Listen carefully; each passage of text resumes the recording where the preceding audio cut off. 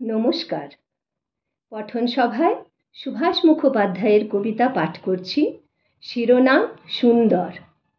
যখন তোমার আঁচল দমকা হাওয়ায় একা একা উড়ছিল, তখনও নয়। বিকেলের পড়ন্ত রোদে বিন্দু বিন্দু ঘাম তোমার মুখে যখন মুক্তোর মতো জ্বলছিল, তখনও নয়। কি একটা কথায় আকাশ উদ্ভাসিত করে তুমি যখন হাসলে, তখনও নয়।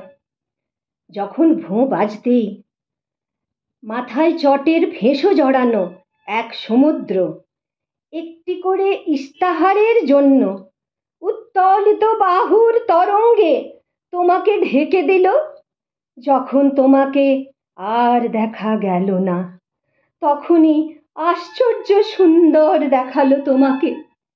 ধন্যবাদ।